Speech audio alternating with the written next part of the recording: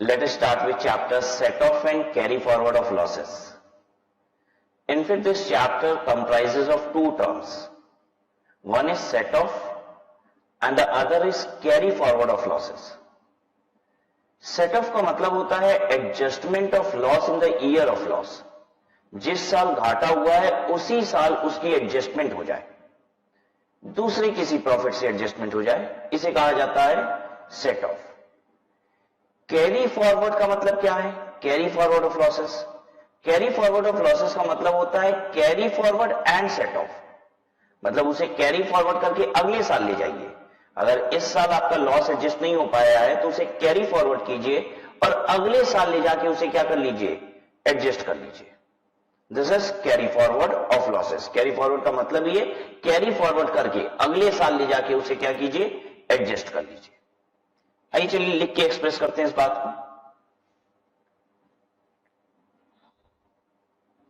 The name of the chapter is set of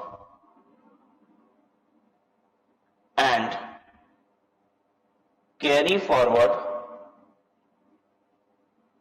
of losses.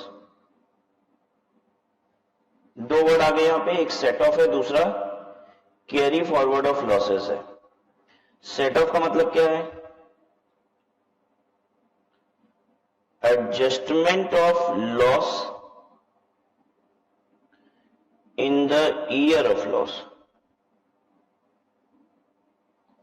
Carry forward का मतलब क्या है? कैरी फॉरवर्ड का मतलब है carry forward and adjust loss in subsequent year.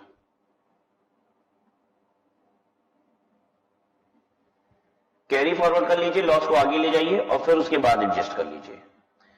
अब आपको हम ये बताएंगे कि set off and carry forward, ये जो दोनों चीजें हैं, ये ऐसा नहीं है कि ऑप्शनल है कि आप सेट ऑफ कर लीजिए और या फिर आपको अच्छा लगे तो आप कैरी फॉरवर्ड कर लीजिए.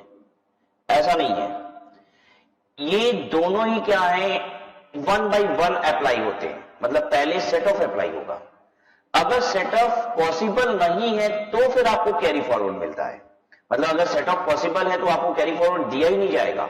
अगर आप लॉसेस को करंट ईयर में एडजस्ट कर सकते हैं, इसकी पॉसिबिलिटी है, तो आपको करंट ईयर में एडजस्ट करना होगा.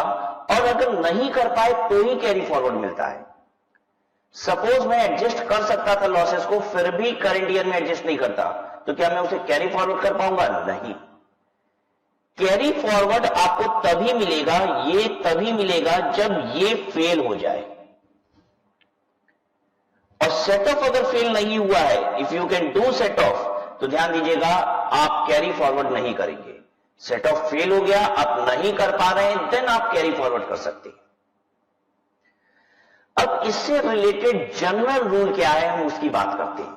हालांकि हर इनकम के रिस्पेक्ट में, हर हेड ऑफ इनकम के रिस्पेक्ट में कुछ एक्सेप्शनल बात आएगी कि देखिए ये हेड वाली इनकम को ऐसे एडजस्ट नहीं कर सकते, इसको इस तरीके से कैरी फॉरवर्ड नहीं कर सकते. सब में कुछ इफ एंड बट आएगा. लेकिन एक जनरल रूल क्या है set off and carry forward का, उसे डिस्कस कर लेते हैं, ताकि हमें हर इनकम में क्या चीज डिफरेंट कही गई है, बस उस बात को याद रखने की आवश्यकता होगी. राइट. मतलब हम आपको सेट ऑफ और कैरी फॉरवर्ड करने का एक जनरल तरीका बता देते हैं. हर इनकम में कुछ ना कुछ अलग बात जरूर है कि ये पर्टिकुलर हेड ऑफ इनकम की एडजस्टमेंट ऐसे नहीं हो सकती, ये पर्टिकुलर इनकम की कैरी फॉरवर्ड ऐसे नहीं हो सकती, कुछ ना कुछ जरूर बात है. और वहां पे हम लोग क्या करेंगे, जब इस तरीके की बातें आएंगी तो हम लोग इस तरीके से उसको देखेंगे कि कहां कहां पे एक्सेप्शनल बातें हैं, कौन सी बात है जो जनरल रूल से मैच नहीं होती है, उस बात को हाईलाइट कर लेंगे और बस वो बात याद रखेंगे. क्योंकि जनरल रूल तो पता ही है हमें set off and carry forward का, तो एक्सेप्शनल बात जो है या डिफरेंट बात जो है, बस उसे हाईलाइट करने की और याद रखने की आवश्यकता पड़ेगी हर हेड ऑफ इनकम के रिस्पेक्ट में. ठीक है. General rule for set off and carry forward. General rule क्या है set off and carry forward का? नंबर 1, सबसे पहले तो जिस हेड का लॉस होता है उसी हेड से एडजस्ट करते हो। मतलब जैसे हाउस प्रॉपर्टी का लॉस है तो हाउस प्रॉपर्टी हेड से एडजस्ट करो। मेरे पास 2 हाउस प्रॉपर्टी है मान लीजिए, तभी ऐसा पॉसिबल भी होगा कि एक हाउस प्रॉपर्टी में लॉस आ रहा है तो दूसरी हाउस प्रॉपर्टी की इनकम से एडजस्ट कर लिया। पहले सेम हेड में देखो, जैसे एक बिजनेस का लॉस, एक बिजनेस का लॉस है दूसरे बिजनेस के लॉस प्रॉफिट से ही एडजस्ट कर लो। मतलब सेम हेड ऑफ इनकम से। पीजीबीपी हेड का लॉस है तो पीजीबीपी हेड की इनकम से करंट ईयर में एडजस्ट कर लिया। और निश्चित है ये तभी पॉसिबल है जब आपके पास पीजीबीपी हेड में ही 2 सोर्सेज हैं। हाउस प्रॉपर्टी का लॉस भी सेम हेड से एडजस्ट करना है तो हाउस प्रॉपर्टी की भी 2 सोर्सेज ऑफ इनकम होनी चाहिए। सेम हेड से निश्चित है तभी एडजस्टमेंट हो सकती है जब उस हेड में एक से अधिक सोर्सेज ऑफ इनकम है। तो इनकम टैक्स यही कहता है पहले तो आप ये देखिए क्या उसी हेड में कुछ पॉजिटिव इनकम है, अगर है तो एडजस्ट कर लीजिए, वो पॉसिबल है। ठीक है, set of from same head, सबसे पहले यह करना होता है क्या ये हो सकता है, मैंने लिखा यस। नहीं हो पा रहा है तो दूसरे हेड से सेट ऑफ कर लीजिए। Set of from different head. Different head का मतलब क्या हुआ कि जैसे हाउस प्रॉपर्टी का लॉस है, क्या मैं पीजीबीपी से एडजस्ट कर सकता हूं? हाउस प्रॉपर्टी का लॉस है, क्या मैं कैपिटल गेन से एडजस्ट कर सकता हूं? Set of from different head, क्या ऐसा पॉसिबल है? यस, बिल्कुल पॉसिबल है।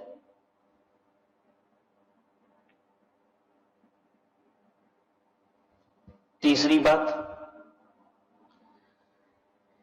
अगर मान लीजिए सेम हेड से भी नहीं हो पाया, डिफरेंट हेड से भी नहीं हो पाया, कहीं से एडजस्ट हो ही नहीं पा रहा है, क्यों? क्योंकि कहीं प्रॉफिट तो हो तब तो एडजस्ट होगा। एडजस्ट करने के लिए पॉजिटिव प्रॉफिट भी चाहिए, और अगर आपको घाटे ही घाटे हैं तो एडजस्टमेंट होगी कहां से? तो मुझे इसे कैरी फॉरवर्ड करना होता है। ठीक है, carry forward and set of. देखिए अभी तक मैं क्या बोल रहा था? Set of. अभी तक जो मैं वर्ड यूज कर रहा था वो बोल रहा था सेट ऑफ करना है, फिर बोला मैंने सेट ऑफ करना है। अभी ऐसा नहीं बोल रहा, बोल रहा हूं carry forward and set of. Carry forward and set of from same head हो सकता है, मतलब अगले साल लेकर इस साल का हाउस प्रॉपर्टी का लॉस अगले साल एडजस्ट करना चाहते हैं, अगले साल की हाउस प्रॉपर्टी की इनकम से एडजस्ट करना चाहते हैं, पॉसिबल है। सेम हेड से अगले साल जाके एडजस्ट कर सकते हैं, यस। चौथी बात, carry forward and set of from different head, मतलब इस साल का हाउस प्रॉपर्टी का घाटा है, अगले साल पीजीबीपी से एडजस्ट करेंगे, नहीं कर सकते। सेम ईयर में, करंट ईयर में जिस साल का घाटा है उसी साल दूसरे हेड से एडजस्ट करना होगा तो पॉसिबल है। देखिए यहां पे मैंने लिखा था डिफरेंट हेड से पॉसिबल है, लेकिन सेम ईयर में पॉसिबल है। अगले साल ले जाओगे तो सेम हेड से पॉसिबल है, लेकिन डिफरेंट हेड से पॉसिबल नहीं है। फिर से रिपीट करता हूं बात, करंट ईयर का घाटा सेम हेड से पॉसिबल है, डिफरेंट हेड से भी पॉसिबल है, लेकिन अगले साल कैरी फॉरवर्ड जब कर लोगे तो लॉस एडजस्ट होगा सेम हेड से, दूसरे हेड से नहीं होगा। क्लियर हुई बात? अगली बात, कितने समय के अंदर एडजस्ट कर सकते हैं? मान लीजिए अगले साल मैंने कैरी फॉरवर्ड किया, ठीक है, नेक्स्ट ईयर में कैरी फॉरवर्ड करके ले गया, सिर्फ सेम हेड से होता है, सेम हेड में प्रॉफिट है ही नहीं, तो फिर मेरा एडजस्ट नहीं हो पाया। अब क्या करें? क्या उसके बाद वाले साल भी ले जा सकते हैं? हाँ ले जा सकते हैं। कब तक ले जा सकते हैं? जनरल रूल ये है कि आप 8 साल तक ले जा सकते हैं। Time limit for carry forward कितना है? Carry forward and set of, carry forward and set of के लिए टाइम लिमिट कितना है? 8 इयर्स। ध्यान दीजिएगा, carry forward and set of वाली बात कर रहे हैं उसके लिए 8 साल का समय है, ठीक है। सेट ऑफ की बात नहीं कर रहे हैं। दो चीजें होती है, एक होता है सेट ऑफ और दूसरा होता है carry forward and set of. Set of का मतलब एडजस्टमेंट और loss in the year of loss. Carry forward and set of का मतलब सब्सिक्वेंट ईयर में ले जाके फिर एडजस्ट करना। सब्सिक्वेंट ईयर में ले जाके एडजस्ट करने के लिए 8 साल का समय है, यानी करंट ईयर में जो एडजस्टमेंट होता है उसे छोड़ दीजिए। करंट ईयर में एडजस्टमेंट वाले ईयर को काउंट नहीं करना है, जिस साल लॉस हुआ है उस साल को काउंट नहीं करना है। आगे ले जाके एडजस्ट करने के लिए अलग से 8 साल है। कैरी फॉरवर्ड का 8 साल का समय है, ठीक है। तो जिस साल घाटा हुआ है उस साल एडजस्टमेंट कर लीजिए, उसके बाद 8 साल और मिलेगा, लॉस वाले ईयर के अलावा 8 साल आपको और मिलेंगे, ठीक है। अगली बात, क्या लॉस को सेट ऑफ करने के लिए, कैरी फॉरवर्ड करने के लिए कोई नियम भी है कि ये चीज आपको कंप्लाई करनी पड़ेगी तभी आप कैरी फॉरवर्ड या एडजस्ट कर सकते हैं? यस, अगर आपको लॉस को कैरी फॉरवर्ड करना है तो रिटर्न समय पे फाइल होनी चाहिए। ROI, return of income, to be filed on or before due date to carry forward and set off। आपको carry forward and set of करना है ना, तो ऐसे केस में आपको समय पे रिटर्न जमा करनी पड़ेगी, नहीं तो लॉस कैरी फॉरवर्ड नहीं होता। लॉस एडजस्ट तो हो जाएगा, देखिए रिटर्न कभी भी जमा कर लीजिए, एडजस्ट तो हो जाएगा। जो भी रिटर्न की समय है, एक्चुअली ड्यू डेट के बाद भी समय मिलता है और उसको कहा जाता है लेट रिटर्न, ठीक है, बिलेटेड रिटर्न उसको कहा जाता है। आप लेट में भी रिटर्न जमा कर सकते हैं, कुछ पेनाल्टी वगैरह लगती है और देर से भी रिटर्न जमा हो सकती है। जब आप देर से भी रिटर्न जमा करते हो तो लॉसेस तो एडजस्ट हो जाते हैं। करंट ईयर के लॉस है तो करंट ईयर में एडजस्ट हो जाएंगे, मतलब सेट ऑफ पॉसिबल है रिटर्न की लेट जमा करने पे भी, लेकिन कैरी फॉरवर्ड पॉसिबल नहीं होता। अगर रिटर्न समय पे जमा नहीं है तो कैरी फॉरवर्ड ऑफ लॉसेस नहीं हो पाएगा। लॉसेस कैरी फॉरवर्ड करने के लिए समय पे रिटर्न जमा करना आवश्यक है, अति आवश्यक है, ठीक है। कोई दिक्कत यहां तक? परफेक्ट है सबको? तो ये है जनरल रूल। एक बार फिर से रिपीट कर देते हैं, सेम हेड से हो जाएगा, डिफरेंट हेड से भी हो जाएगा। कैरी फॉरवर्ड करोगे तो सेम हेड से होगा, डिफरेंट हेड से नहीं होगा। कैरी फॉरवर्ड करने के लिए 8 साल का समय है और कैरी फॉरवर्ड करने के लिए कंडीशन भी है कि आपको रिटर्न समय पे जमा करना आवश्यक है।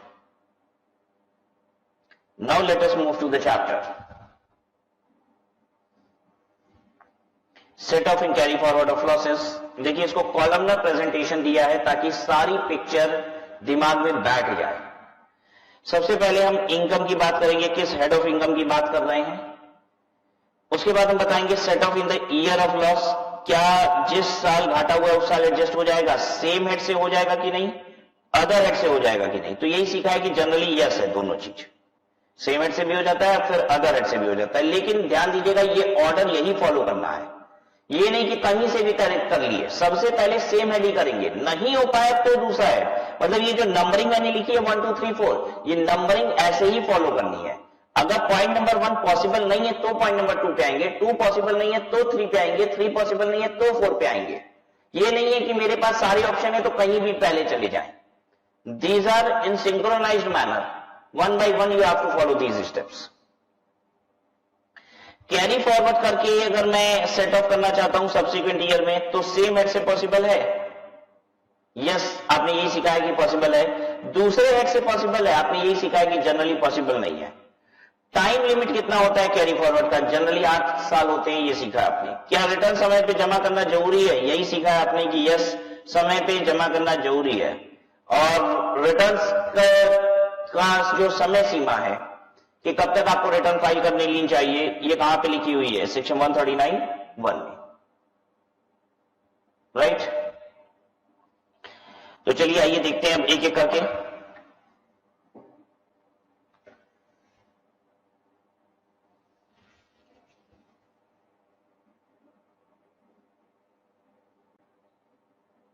देखिए there are 5 heads of income, salary, house property, PGBP, capital gain, income from other sources.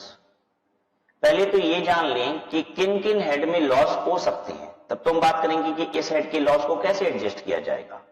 क्या सैलरी हेड में लॉस हो सकता है? क्या सैलरी हेड में लॉस हो सकता है? नहीं भाई, एम्प्लॉयर अगर हम नौकरी कर रहे हैं तो हमें तनख्वाह मिलेगी।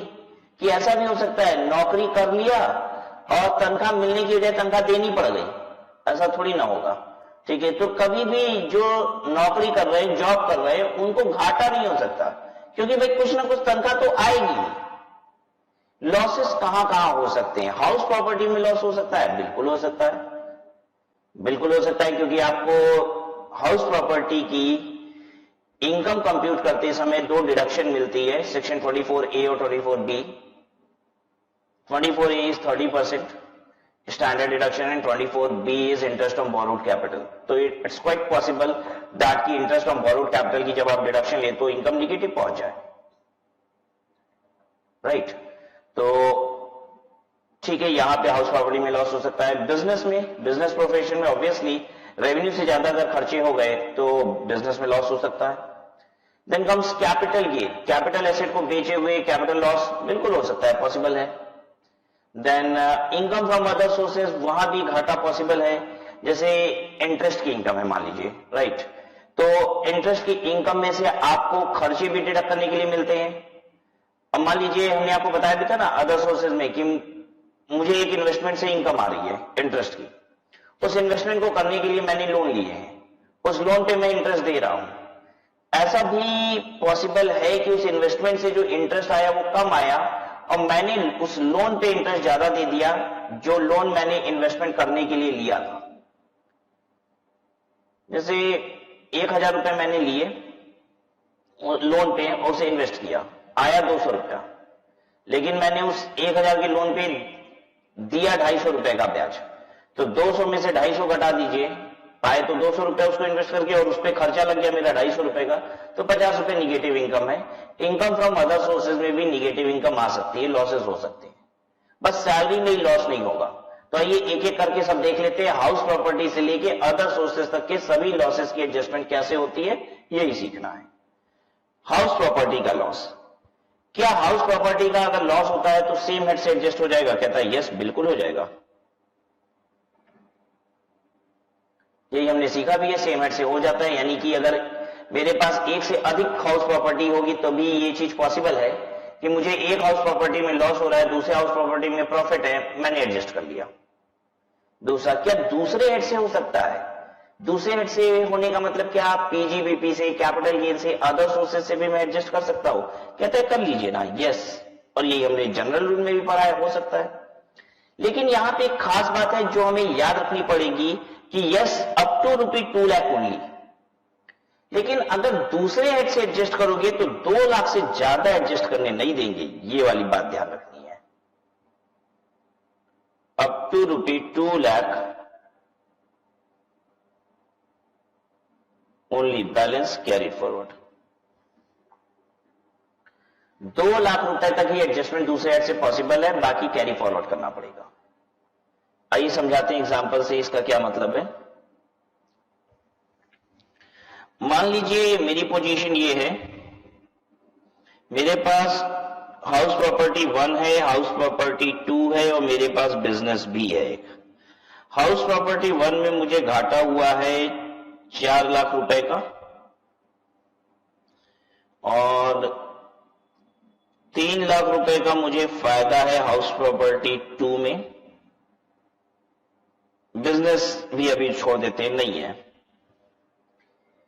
मेरी टोटल इनकम क्या होगी? मेरी टोटल इनकम क्या होगी?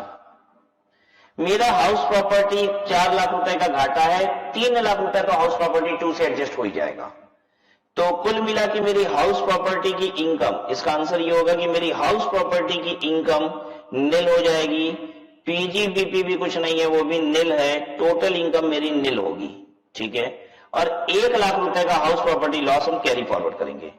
हाउस प्रॉपर्टी लॉस 1 लाख रुपए कैरी फॉरवर्ड, 1 लाख रुपए कैरी फॉरवर्ड करना पड़ेगा। 4 लाख रुपए का घाटा है, 3 लाख तो एडजस्ट कर लिए, यहां से 1 लाख रुपए जो एडजस्ट नहीं हो पाया आगे बढ़ा दीजिए।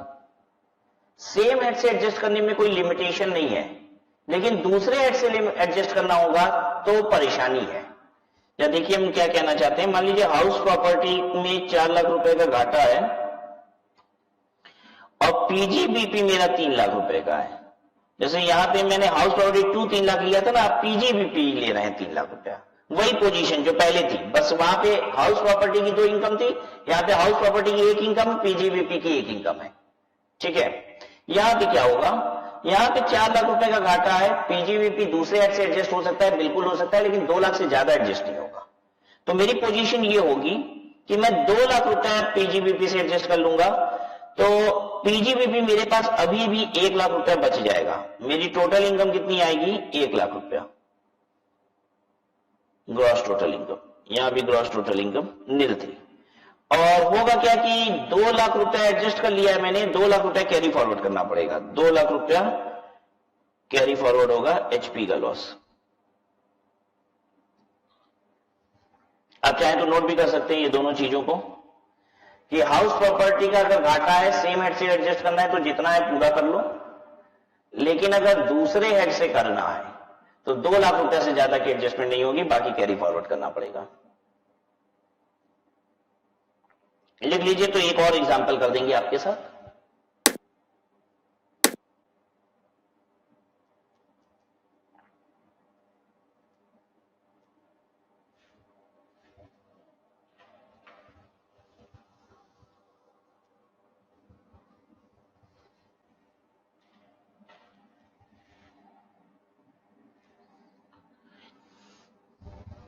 हो गया? चलो आओ एक एग्जांपल और लिखो। लिखो हाउस प्रॉपर्टी 1 है -4 लाख, हाउस प्रॉपर्टी 2 है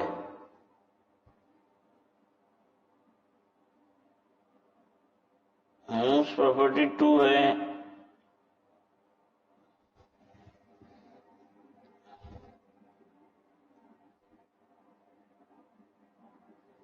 ₹50,000 और हाउस और पीजीबीपी है 3 लाख रुपया। 4 लाख रुपए का घाटा है हाउस प्रॉपर्टी 1 का, 50,000 रुपए हाउस प्रॉपर्टी 2 में फायदा है, तो 50,000 यहां से एडजस्ट कर लेते हैं। अभी भी 3.5 लाख रुपए एडजस्ट करना है, पीजीबीपी में 3 लाख रुपए, 3 लाख एडजस्ट हो जाएगा? नहीं हो पाएगा, क्योंकि दूसरे हेड से 2 लाख से ज्यादा एडजस्ट नहीं होता। तो होगा क्या कि 50,000 रुपए ये इसमें से एडजस्ट हो जाएगा, लेकिन यहां पे 2 ही लाख एडजस्ट होगा, तो टोटल 2.5 लाख की एडजस्टमेंट हो पाएगी। 1.5 लाख रुपए हाउस प्रॉपर्टी का लॉस कैरी फॉरवर्ड करना पड़ेगा, और पीजीबीपी बच जाएगी आपकी इनकम के तौर पे 1 लाख रुपया। मेरी पीजीबीपी हो जाएगी 1 लाख रुपया, यही है मेरा जीटीआई 1 लाख रुपया, ठीक है। और 2 लाख यहां से एडजस्ट हुआ, 50,000 रुपए यहां से एडजस्ट हुआ, 2.5 लाख एडजस्ट हुआ, 1.5 लाख रुपया बच गया। तो एचपी लॉस 1,50,000 रुपया कैरी फॉरवर्ड।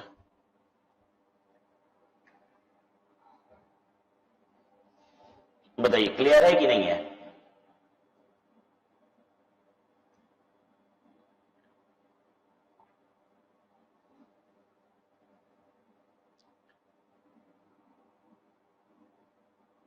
ठीक है,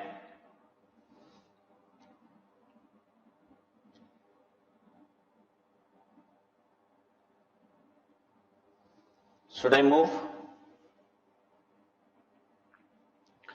अच्छा, कैरी फॉरवर्ड करके सब्सिक्वेंट ईयर में एडजस्ट हो जाएगा सेम हेड से? बिल्कुल हो जाएगा, सेम हेड से क्यों नहीं होगा?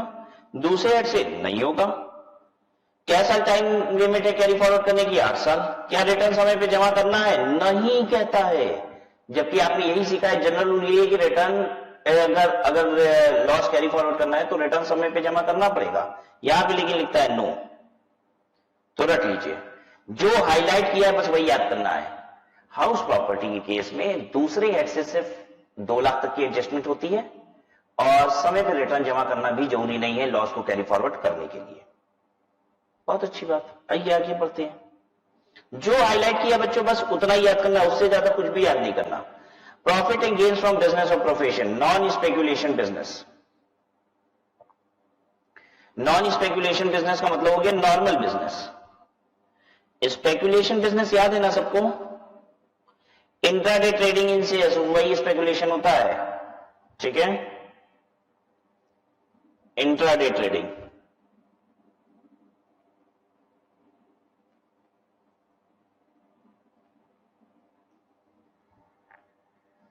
और नॉन स्पेकुलेशन नॉर्मल, बाकी बिजनेस को नॉन स्पेकुलेशन बोलते हैं। अगर नॉन स्पेकुलेशन बिजनेस है, अब देखिए पीजीबीपी अगर मैं हेड की बात करूं तो एक बार के लिए ऐसे समझ लो,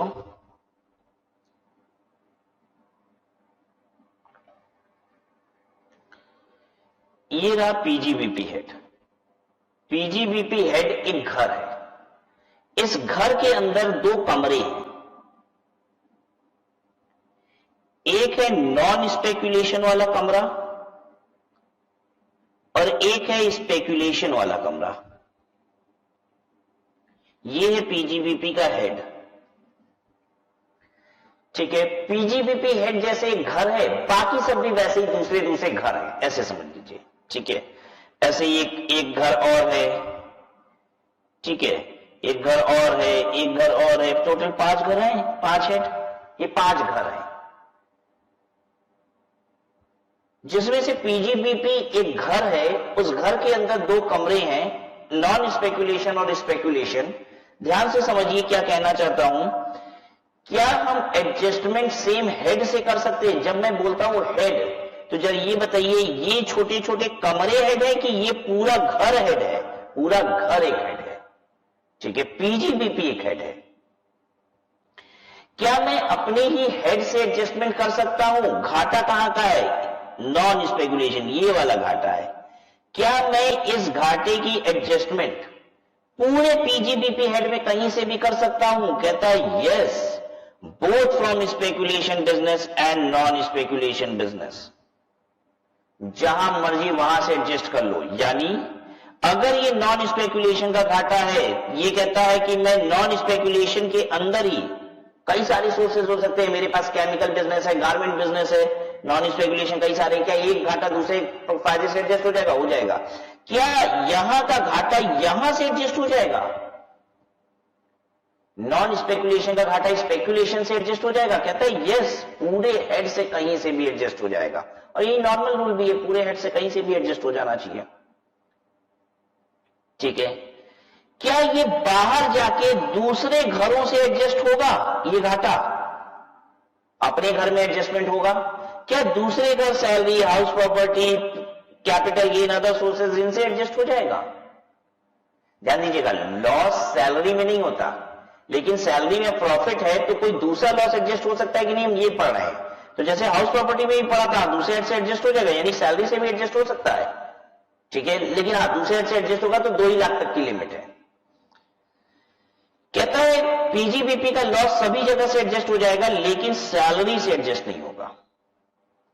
तो एक चीज मनाई है, सैलरी वाला एडजस्ट नहीं करेगा। ये अगर मान लीजिए सैलरी हेड है और ये आ रहा है यहां पे कूद के छलांग लगा के मुझे एडजस्ट कर लो, मुझे जगह दे दो, पनाह दे दो, मेरे घाटे को खत्म कर दो, तो सैलरी कहता है नहीं भैया, मेरे पास बताओ, सैलरी एडजस्ट करने नहीं देगा। यही तो खास बात है।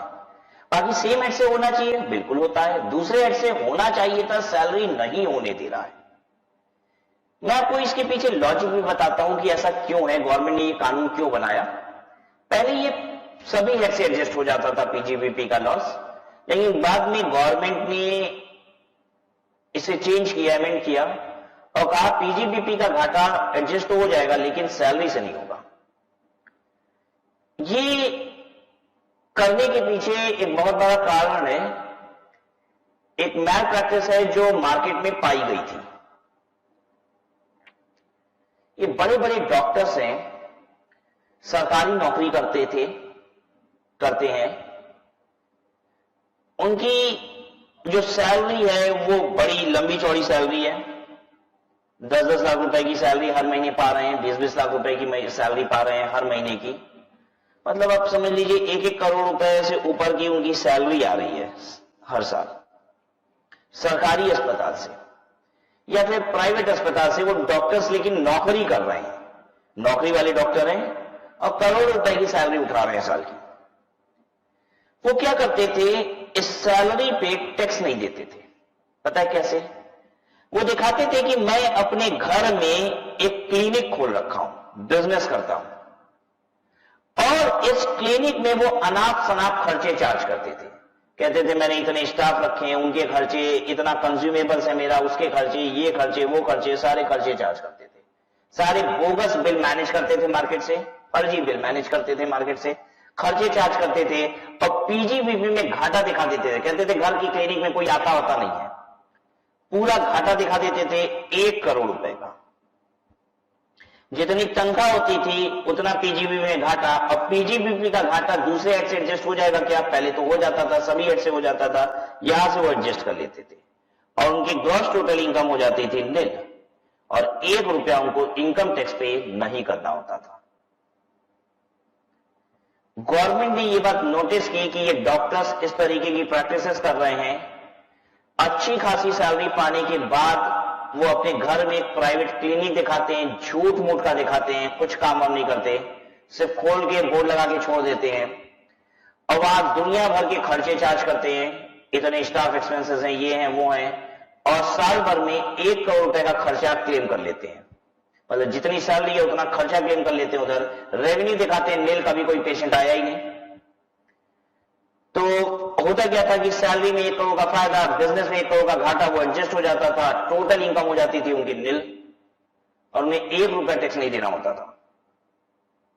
मतलब इस कदर वो अपने सैलरी की इनकम को या तो रिड्यूस कर लेते थे, 1 करोड़ से 70-80 लाख रुपए का बिजनेस का घाटा दिखा दिया, वो इधर रिड्यूस कर देते थे या फिर पूरा खत्म कर देते थे। गवर्नमेंट ने इस प्रैक्टिस को ट्रैप किया और कहा कि मैं एडजस्ट तो करने दूंगा लेकिन सैलरी से एडजस्ट नहीं होगा। ठीक है, क्या दूसरे हेड से अगले साल कैरी फॉरवर्ड करके सेम हेड से हो जाएगा? यस। क्या दूसरे हेड से होगा? कभी होता ही नहीं है तो क्यों होगा? नो। 8 साल का समय है, समय पे रिटर्न जमा करना है। यस। बच्चों सिर्फ उतना याद कीजिए जितना हाईलाइट हो रहा है। आइए शुरू से बात करते हैं। सैलरी सबसे पहला हेड होता है, वहां पे घाटा हो ही नहीं सकता, छोड़ दीजिए। हाउस प्रॉपर्टी दूसरा हेड होता है। यहां पे खास बात यह है कि दूसरे हेड से सिर्फ 2 लाख की एडजस्टमेंट है और रिटर्न समय पे जमा करना जरूरी नहीं है।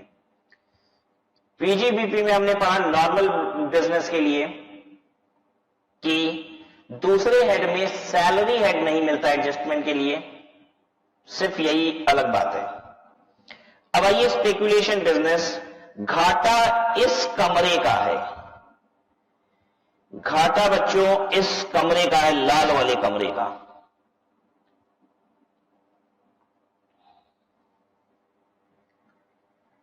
ठीक है, ये अपने ही घर में दूसरे कमरे में कह रहा है क्या मुझे जगह मिलेगी, मेरे पास घाटा है, क्या तुम इसे जगह दोगे, एडजस्ट कर लोगे अपने में? कहता है ना बाबा ना। जब ये यहां पे जाता है तो ये कहता है नहीं। ध्यान दो, जब ये आ रहा था, ये नॉर्मल वाला यहां पे आ रहा था, तो स्पेकुलेशन तहे दिल से उसका स्वागत कर रहा था, कह रहा था आ जाओ। जब नॉर्मल वाला घाटा लेके जा रहा था तो स्पेकुलेशन बाहें फैला के उसका स्वागत कर रहा था, आ जाओ। लेकिन आज ये जब स्पेकुलेशन यहां से जा रहा है तो देखो ये क्या कह रहा है, नॉर्मल कह रहा है नहीं मेरे पास मत आओ। यस, एडजस्ट होगा लेकिन ओनली फ्रॉम स्पेकुलेशन बिजनेस, यानी यहां का घाटा, इस कमरे का घाटा इसी कमरे से एडजस्ट होगा। अगर आपको इंट्राडे ट्रेडिंग में कहीं फायदा है कहीं घाटा है तो आप एडजस्ट कर लीजिए, लेकिन नॉर्मल बिजनेस से एडजस्ट करना चाहोगे तो ऐसा पॉसिबल नहीं है। याद कैसे रखेंगे हम? पीजीबीपी हेड के अंदर 2 कमरे, कौन सा लॉस कहां से एडजस्ट हो जाएगा, कैसे याद रखेंगे ये बात? याद रखिए कि स्पेकुलेशन बड़ा ही प्यारा बच्चा है, बड़ा ही प्यारा है, बहुत अच्छा है। स्पेकुलेशन के पास कोई रोते हुए आता है ना, मुझे घाटा हो गया घाटा हो गया, स्पेकुलेशन कहता है आजा बच्चा आजा, गले लगा लेता है उसको। लेकिन यही बेचारा स्पेकुलेशन जब जाता है दूसरी जगह तो लोग दरवाजे बंद कर देते हैं। याद रहेगा ये बात? बस ये याद रखिए, स्पेकुलेशन बहुत ही अच्छा है। कोई इसके पास आएगा तो ये स्वागत करेगा, लेकिन ये कहीं जाएगा तो लोग दरवाजे बंद कर लेंगे। अब जरा सोचो बच्चों, एक लॉ और बताते हैं आपको जो दिमाग में फिट कर लीजिएगा। जिसको अपने घर में जगह नहीं है, जिसको अपने घर में जगह नहीं है, पड़ोसियों के यहां जगह नहीं मिलेगी, ये कानून है, समझकर याद कर लो। जब ये अपने ही घर में दूसरे कमरे में जा रहा था, देखो जब अपने ही घर में दूसरे कमरे में जा रहा था तो इसने कहा नहीं, तो ये जब दूसरे पड़ोसियों के घर में जाएगा तो क्या ये लोग आने देंगे? आप याद कर लीजिए, नहीं। रट लीजिए ये बात कि जिसको अपना घर नहीं मिलता घूमने के लिए पूरा, अपने घर में जो पूरी जगह नहीं जा सकता है वो पड़ोसियों के घर में नहीं जाएगा। पड़ोसी का घर मतलब याद रखेंगे दूसरा है, ठीक है, दूसरा कमरा भी नहीं मिलता इसको, तो इसको दूसरा घर कहां से मिलेगा? यही लॉ है और ये हर जगह होगा। जहां पे भी मैं बोलूंगा ना पूरा घर ही आपको नहीं मिलता, अपना घर नहीं मिलता, तो पड़ोसी का घर नहीं मिलेगा एडजस्ट होने के लिए। तो yes, only from speculation business, no, दूसरी जगह से एडजस्टमेंट नहीं हो सकता दूसरे से, जबकि नॉर्मली दूसरे जगह से एडजस्ट होता है। तो देखिए ये बात आप ऐसे याद कर लीजिए, ये मैं एक्सेप्शन नहीं कहूंगा, ये नॉर्मल बात हो गई। अब क्यों नॉर्मल बात हो गई? क्योंकि एक्सेप्शन ये है कि ओनली फ्रॉम स्पेकुलेशन बिजनेस, इसको अपना पूरा पीजीबीपी हेड नहीं मिल रहा, अपना हेड नहीं मिल रहा है। रट लो ये बात, जिसको अपना हेड नहीं मिलेगा ना उसको दूसरा हेड तो मिल ही नहीं सकता, ये याद कर लीजिए, ये भी नॉर्मल रूल है, ठीक है। नॉर्मल रूल में एक पॉइंट है, इसको रट लीजिए, if adjustment from same head is not allowed,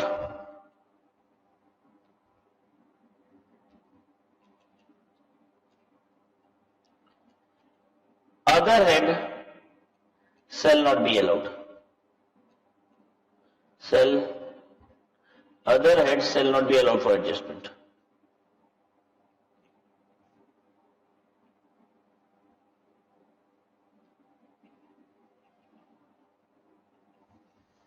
ठीक है, कोई दिक्कत यहां तक परफेक्ट है? पक्का?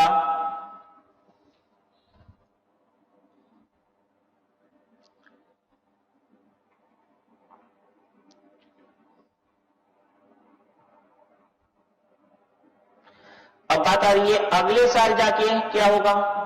अरे सीधी सी बात है, इस साल मुझे ये लोग मना कर दिए हैं, ठीक है, मैं स्पेकुलेशन हूं, इस साल मैं जब यहां पे जा रहा हूं दूसरे कमरे में लोगों ने मना कर दिया, अगले साल जाने देंगे? स्वाभाविक सी बात है, नहीं जाने देंगे। तो अगले साल भी वही कहानी, yes, only from speculation business, अपने ही कमरे में नाचो, अपने कमरे में जो प्रॉफिट है वहीं से एडजस्ट हो जाएगा, दूसरे कमरे में जाने की अनुमति नहीं है। और अगले साल दूसरा हेड, वो तो किसी को नहीं मिलता, कोई नसीब वाला ऐसा नहीं है जिसको अगले साल दूसरा हेड मिलता है, तो इसको क्यों मिलेगा बोला?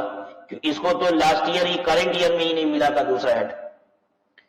एक्सेप्शनल बात अब एक और आ गई बच्चों जो याद रखने वाली है, और वो कौन सी बात है? वो बात ये है कि 4 साल ही एडजस्टमेंट मिलता है, ठीक है। अब ऐसे समझ लीजिए, स्पेकुलेशन का नसीब हर जगह से खराब है, ऐसे याद करो। कोई आएगा इसके पास तो इसके दरवाजे खुले हैं, ये कहीं जाएगा तो दरवाजे बंद हैं, ठीक है। फिर उसके बाद इसको एडजस्टमेंट का समय कितना मिलता है? मात्र 4 साल। बाकी सबको एडजस्टमेंट ऑफ लॉस का समय कितना है? 8 साल, ठीक है।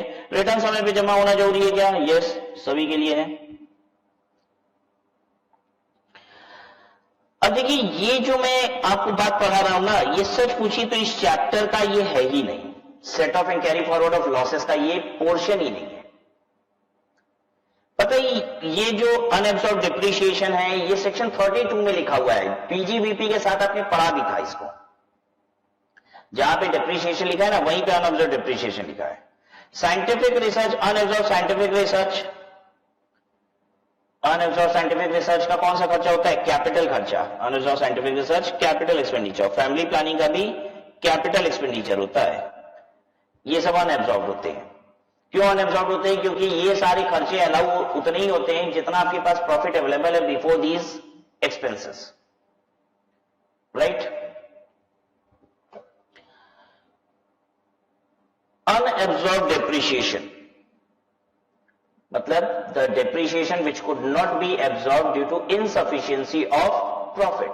प्रॉफिट के कम होने की वजह से जो डेप्रिशिएशन आप चार्ज नहीं कर पाए, उन्हीं को कहा जाता है अनएब्सॉर्ब डेप्रिशिएशन, ठीक है। और ये सारी बात रेलेवेंट सेक्शंस में कही गई है, जहां पे डेप्रिशिएशन 32 में कहा गया है, सेक्शन 32 में, वहीं पे अनएब्सॉर्ब डेप्रिशिएशन की बात कही गई है। सेक्शन 35 में साइंटिफिक रिसर्च की बात कही गई, तो वहीं unabsorbed scientific research capital expenditure की भी बात कही गई है। मैं यहां पे सिर्फ रिवीजन के तौर पे रिपीट कर दिया, यहां की ये लाइन इस पर्टिकुलर चैप्टर की ये लाइन है ही नहीं। ये एडजस्ट कहां से हो जाता है, तो आपने वहीं पे पढ़ा था, ये कहीं से भी एडजस्ट हो जाता है, करंट ईयर में भी कहीं से, ठीक है, दूसरे हेड से हो जाएगा, क्या हो जाएगा, एक्सेप्ट सैलरी, ठीक है। एक सेकंड, यहां पे एक्सेप्ट सैलरी नहीं लिखा है बच्चों, इसको प्लीज ऐड कीजिएगा, yes, except from salary, please इस लाइन को ऐड कर लीजिए, ये छूट गया है, ये आपने पढ़ा हुआ है ऑलरेडी, ठीक है। फिर उसके बाद क्या है, दूसरे हेड से हो जाएगा, हाँ, अगले साल क्या सेम हेड से हो जाएगा, यहां दूसरे हेड से भी हो जाएगा, क्या, हाँ, देखिए यही तो यूनिक बात है, दूसरे हेड से भी ये हो जाता है, ठीक है, क्योंकि यहां पे हमने बताया कि ये कहीं से भी हो जाता है, दूसरे हेड से भी जब होगा तो हाँ एक्सेप्ट सैलरी है, ये बात तो याद रखनी पड़ेगी मुझे, ठीक है ना।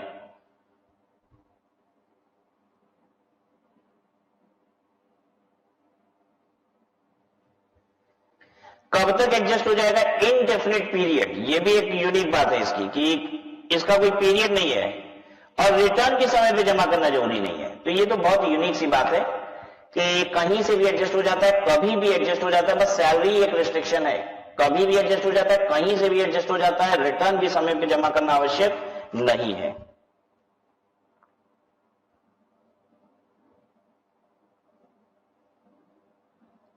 ठीक है।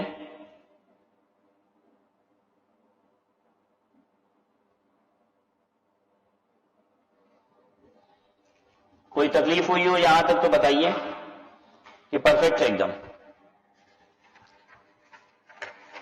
सही है।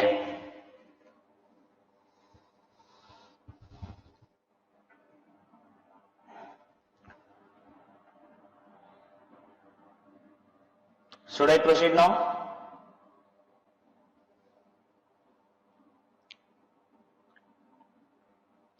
एग्रीकल्चर, एक बात बताइए, एग्रीकल्चरल लॉस को एडजस्ट करने की आवश्यकता ही क्या है। एग्रीकल्चर भी एक बिजनेस है जिसकी इनकम एग्जेम्प्ट है, उस पर टैक्स नहीं लगता, तो अगर मुझे एग्रीकल्चर में लॉस होता है, ठीक है, तो ये कहता है कि आपको एडजस्ट करने को मिलेगा सिर्फ एग्रीकल्चरल इनकम से, yes, only from agricultural income, मतलब एग्रीकल्चर का घाटा है तो एग्रीकल्चर से ही एडजस्ट होगा। और मेरे दिमाग में ये बात आती है कि जरूरत ही क्या एडजस्ट करने की, छोड़ो, कौन सा प्रॉफिट से जो एग्रीकल्चर इनकम है उस पर टैक्स देना है, तो घाटा है, उसको नहीं भी एडजस्ट करेंगे तो कौन सी टेंशन है, क्या आपको लगता है, मुझे घाटा एडजस्ट करने की आवश्यकता ही क्यों है, क्यों जरूरत है घाटा एडजस्ट करने की।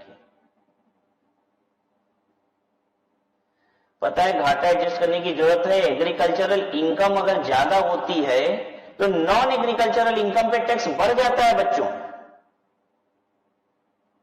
पता है ना, स्कीम ऑफ पार्शियल इंटीग्रेशन, हम टैक्स कैसे निकालते हैं अगर मेरे पास एग्रीकल्चर और नॉन एग्रीकल्चर इनकम दोनों होती है, tax on total income including agriculture income, फिर agriculture income plus minimum slab का टैक्स, और फिर 1-2, यानी your tax on non agricultural income increases because of your agricultural income, isn't it? तो इसलिए एडजस्टमेंट जरूरी है, आप एडजस्टमेंट करते हो एग्रीकल्चर लॉस का, एग्रीकल्चर लॉस को एडजस्ट करिए, एग्रीकल्चर प्रॉफिट से ही एडजस्ट होगा। मान लीजिए मेरे पास 2 खेती की जमीनें हैं, एक नॉर्थ में कहीं है इंडिया में, एक दूसरी साउथ इंडिया में कहीं है, एक जमीन पे मुझे घाटा हो जाता है खेती में, ठीक है, दूसरी खेती की जमीन से मुझे फायदा होता है, तो क्या ये दोनों आपस में एडजस्ट हो जाएंगे, कहता है यस। दूसरे हेड से होंगे, सवाल ही नहीं उठता, ये एग्रीकल्चर भी तो बिल्कुल वैसा ही है, स्पेकुलेशन जैसा, ठीक है। अब मैं ऐसे समझ लो तो ऐसे बात कर लेता हूं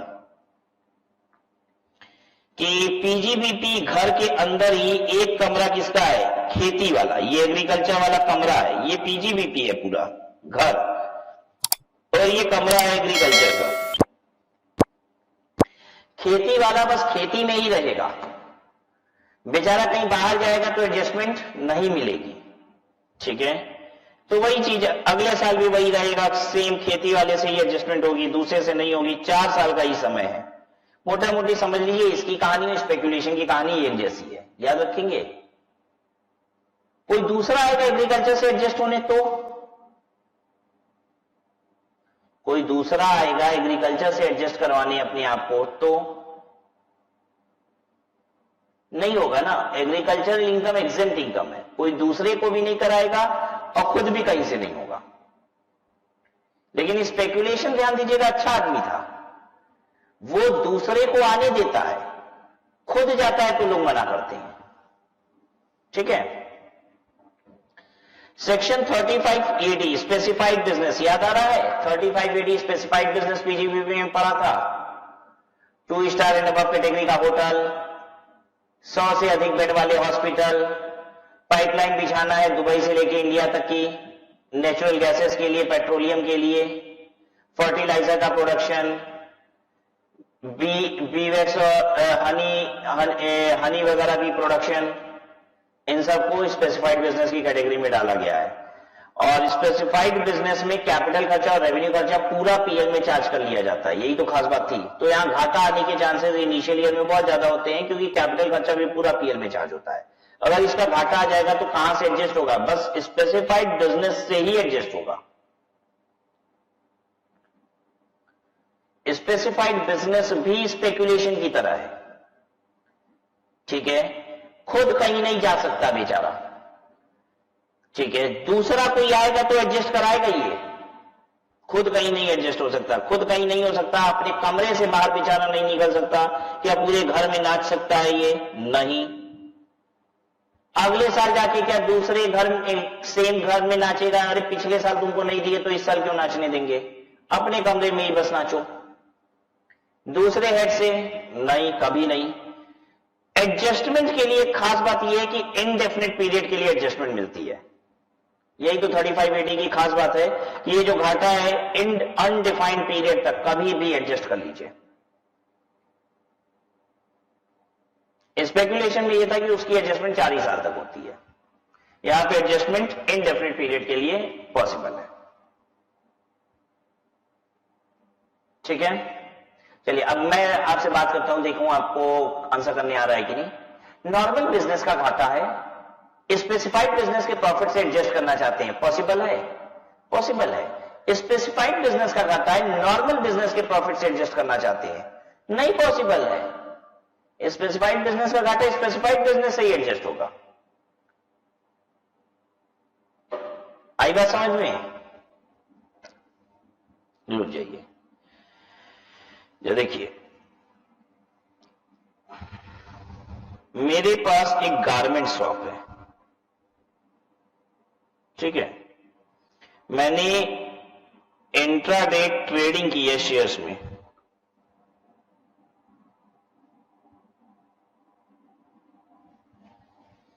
मैं आपको इसकी इनकम बता रहा हूं, आप बताइए क्या होगा। मेरे पास गारमेंट शॉप का प्रॉफिट है 5 लाख रुपए का, इंट्राडे ट्रेडिंग ऑफ शेयर्स में 3 लाख रुपए का घाटा है, मेरी टोटल इनकम कितनी बताइए? 5 लाख रुपए का कपड़े वाली दुकान में फायदा है, और इंट्राडे ट्रेडिंग किए शेयर्स में ये भी पीजीबीपी होता है, इंट्राडे ट्रेडिंग स्पेकुलेशन इनकम है, राइट। 3 लाख रुपए का इसमें घाटा हो गया है, मेरी टोटल इनकम क्या आएगी? 5 लाख में से 3 लाख हटा दीजिए, 2 लाख। बोलिए हाँ या ना। देखिए ये स्पेकुलेशन का घाटा है, बदनसीब वाला इंसान, ये जाएगा दूसरे के दरवाजे, नॉर्मल बिजनेस के, क्या वो उसको अंदर आने देगा? दरवाजे बाकी सब बंद रखते हैं इसके लिए, ठीक है। आपकी जो ग्रॉस टोटल इनकम होगी बच्चों, वो 5 लाख रुपए ही होगी, और ये 3 लाख रुपया कैरी फॉरवर्ड होगा। उल्टा करिए, अब बताइए, गारमेंट शॉप में 3 लाख रुपए का घाटा है, ठीक है, स्पेकुलेशन में 5 लाख रुपए का फायदा है, अब क्या होगा? अब आंसर करो। नोट हो रहा है कि नहीं? ये सब नोट भी करिए साथ साथ। 3 लाख रुपए का घाटा है नॉर्मल बिजनेस में, स्पेकुलेशन का दरवाजा खटखटा रहा है नॉर्मल। स्पेकुलेशन मैंने बताया, बस याद रख लो, स्पेकुलेशन बहुत अच्छा है, स्पेकुलेशन कहेगा आ जाओ समा जाओ मेरे अंदर, ये 3 लाख रुपए अपने में से घटवा देगा 5 लाख में से, अपने कमरे में जगह देगा इसको, और 2 लाख रुपए आपका जीटीआई हो जाएगा। बिल्कुल जैसे स्पेकुलेशन है वैसे ही सेक्शन 35 एडी है, बिल्कुल वैसे ही है। अंतर इतना है, स्पेकुलेशन की एडजस्टमेंट 4 साल की मिलती है और 35 एडी की जो एडजस्टमेंट होती है वो कितनी मिलती है, इनडेफिनेट पीरियड।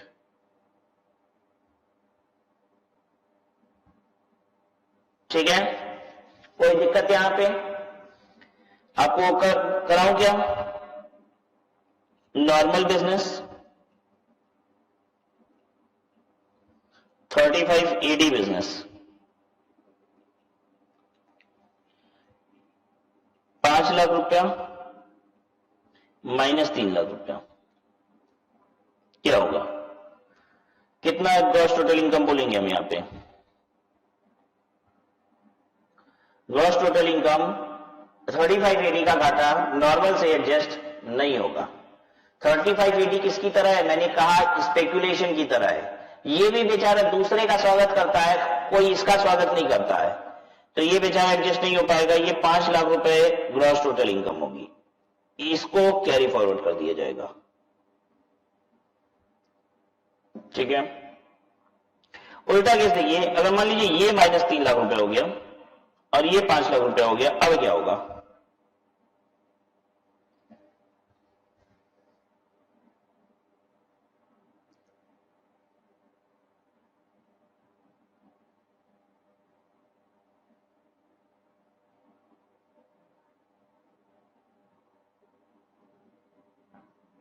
आंसर करिएगा, अब क्या होगा? 35 एडी में 5 लाख रुपया आ रहा है, नॉर्मल बिजनेस में 3 लाख रुपया गया है, पोजीशन क्या है अल्टीमेटली? नॉर्मल बिजनेस को 35 एडी एडजस्ट करा देगा, हो गएगा 2 लाख रुपया जीटीआई। ये है सिचुएशन।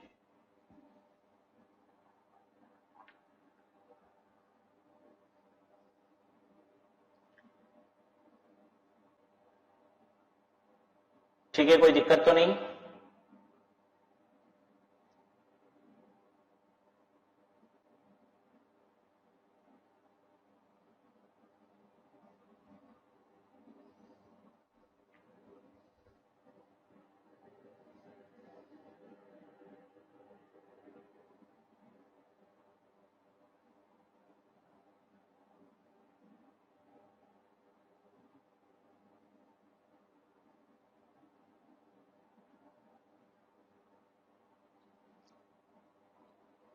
आइए वापस।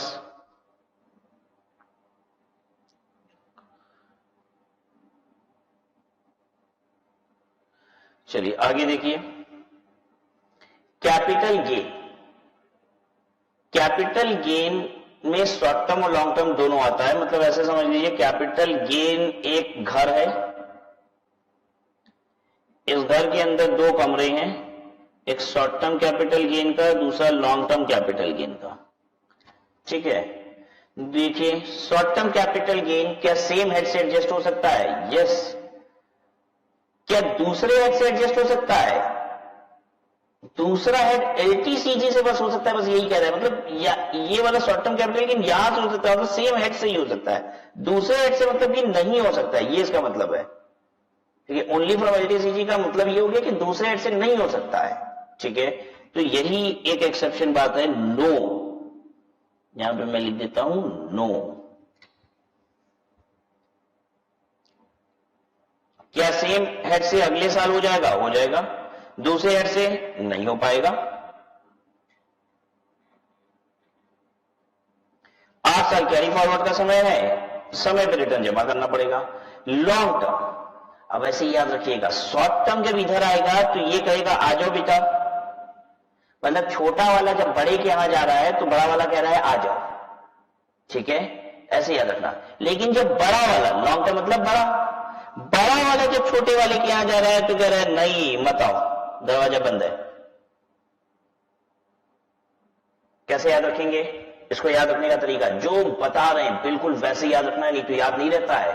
जैसे एक बात हमने बताई थी ना, स्पेकुलेशन अच्छा बच्चा है, बस इतना याद कर लो, देखो गलती होगी ही नहीं। स्पेकुलेशन के पास कोई आएगा वो खोल देगा दरवाजा, स्पेकुलेशन कहीं जाएगा कोई नहीं खोलेगा दरवाजा।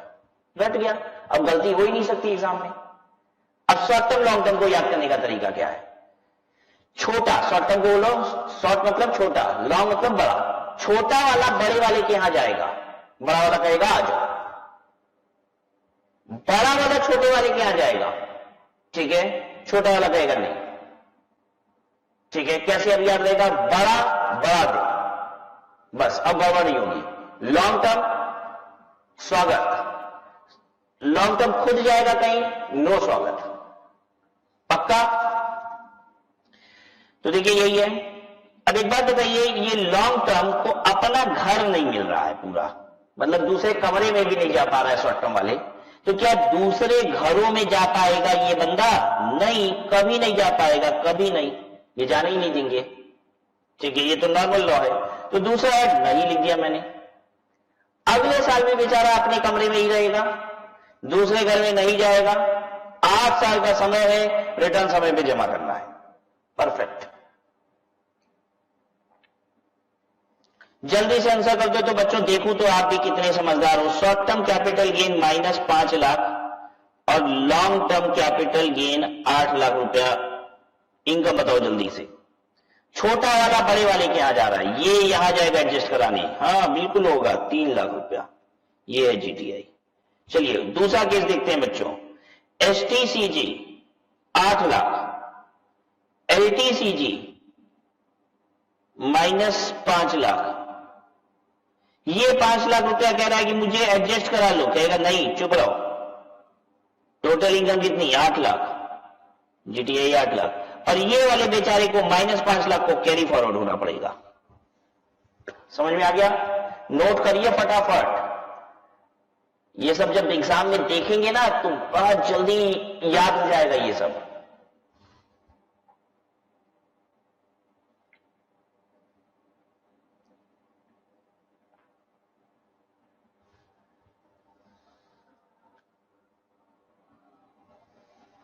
बढ़ो आगे।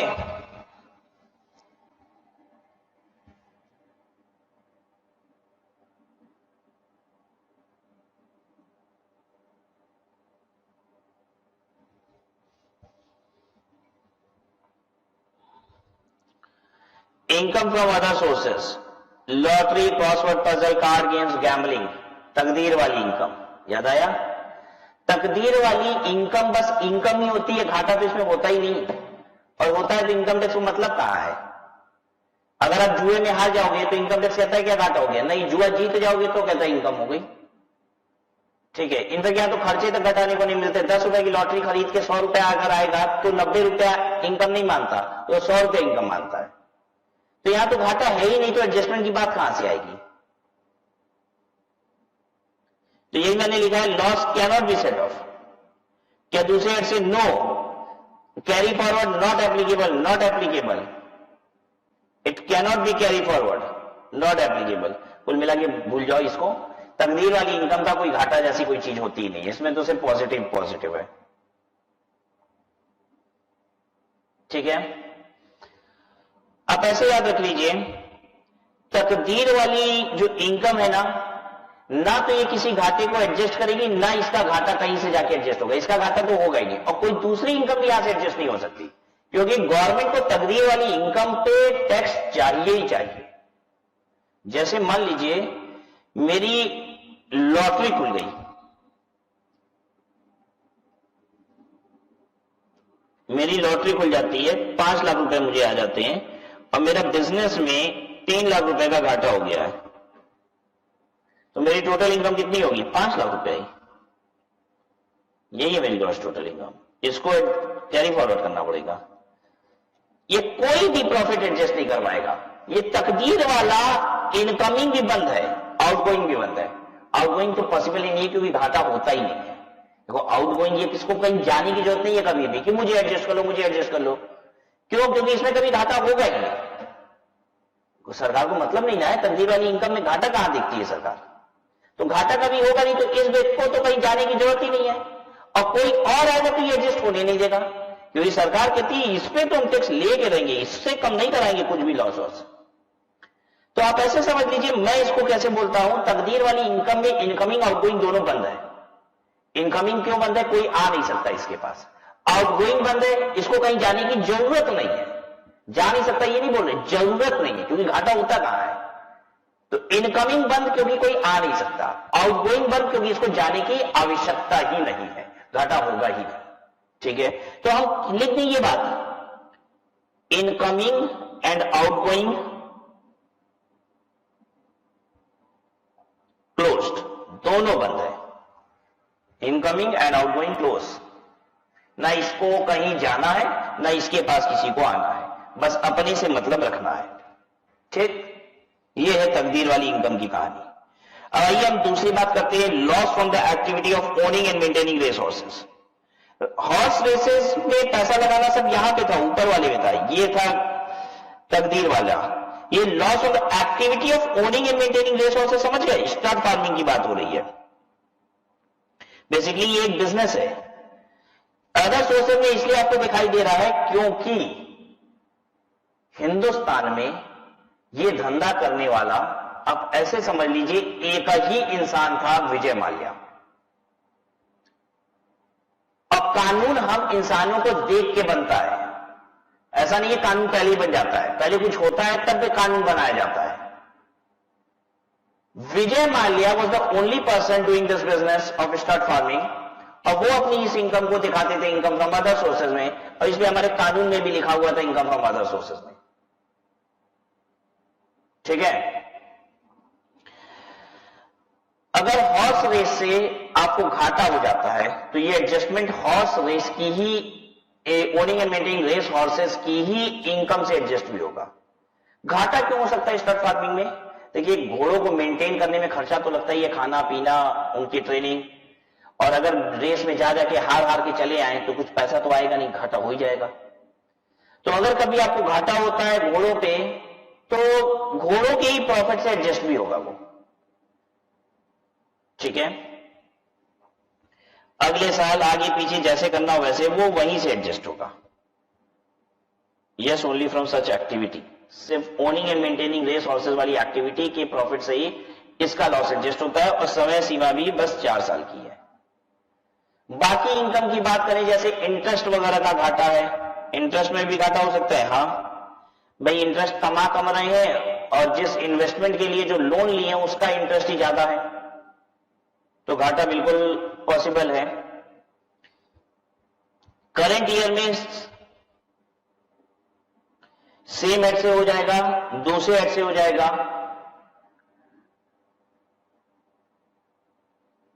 क्या कैरी फॉरवर्ड हो सकता है? कैरी फॉरवर्ड होता ही नहीं है बच्चों।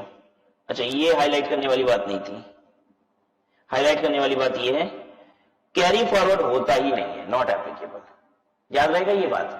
अदर सोर्सेस का लॉस कैरी फॉरवर्ड नहीं होता, अदर सोर्सेस का लॉस कैरी फॉरवर्ड नहीं होता। अब आप कहेंगे sir owning and maintaining race horses वाला तो हो रहा था स्टड फार्मिंग, तो मैं आपको बार बार चिल्ला के बोल रहा हूं स्टड फार्मिंग अदर सोर्सेस है कहां? स्टड फार्मिंग तो बिजनेस है, लेकिन कोई भी बंदा अपने बिजनेस को अदर सोर्सेस बोल सकता है। ठीक है, क्या मैं टीचिंग बिजनेस को, अपने टीचिंग बिजनेस को अदर सोर्सेस बोल सकता हूं? बिल्कुल बोल सकता हूं। अगर मैं ये कहना चाहूं कि मैं एक ऑथर हूं, मेरा मेन बिजनेस जो है वो राइटिंग ऑफ बुक्स है, तो जो मेरी रॉयल्टी की इनकम आती है वो पीजीबीपी हो जाएगी, और टीचिंग मेरे लिए सेकेंडरी हो जाएगा, उसकी इनकम अदर सोर्सेस हो जाएगी। कैरी फॉरवर्ड करने के लिए समय कितना है? ये कैरी फॉरवर्ड हो ही नहीं सकता, कैरी फॉरवर्ड हो ही नहीं सकता, याद रखिएगा। अदर सोर्सेस का लॉसेस कैरी फॉरवर्ड नहीं होता। तो रिटर्न समय पे जमा करना है कि नहीं, इस बात की कोई लॉजिक ही नहीं है भाई, जब हो ही नहीं सकता कैरी फॉरवर्ड। ठीक है, अब नोट में एक बात देख लीजिए, loss on the activity of owning and maintaining animal for races other than horse race can be set off and carry forward like any other business loss. Horse race के loss को adjust करना, carry forward करने का अलग system है, कानून है। ठीक है, लेकिन बाकी और भी बहुत सारे एनिमल के रेसेस होते हैं, पता है आपको? कुछ देश ऐसे हैं जहां पे चूहे की दौड़ होती है, उस पर पैसा लगाते हो, चूहे की दौड़, यस।